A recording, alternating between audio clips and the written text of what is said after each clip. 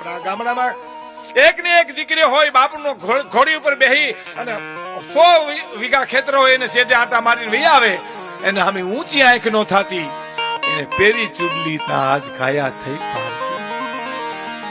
કાઠીની હીરબાઈ જેવી સાહેબ, ચાપડાનો પ્રસંગ છે ને, મેઘાણીભાઈ લખ્યો. એ વહોરીને કોઈને બેઠો બેઠો બુઢો કાઠી એમ કહેતો હતો કે હીરબાઈ, ચાકલા ચંદ્રવાન બેટા બધું ઉતારી લેજે, મારે કોના માટે રાખવું?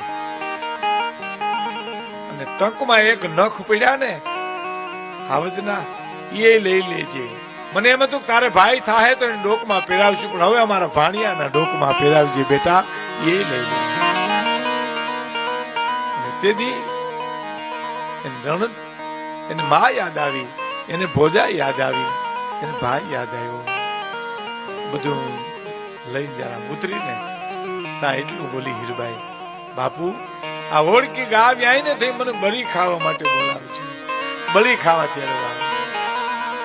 અને બુઢો કાઠી એટલું બોલ્યો, હીરબાઈ ઈ હોડકી ને ગાડા વાહ બાંધી લે બેટા, ઈ વ્યાય તેથી હું હોઉં ન હોઉં કોને ખબર છે.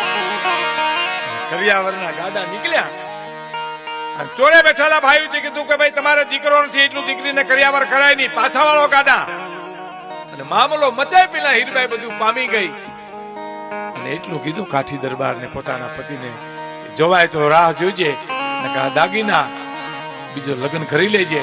મારા બાપને ને એક દીકરો નહીં, જેથી 2 દીકરા ઘૂંઘવાટા કરે તેથી તેડવા આવજે મને. બસ હાલો ગાડા પાછા વાળો પાછા લેવા. બુઢા કાઠીએ કીધું બેટા કેમ? કે બસ બાપુ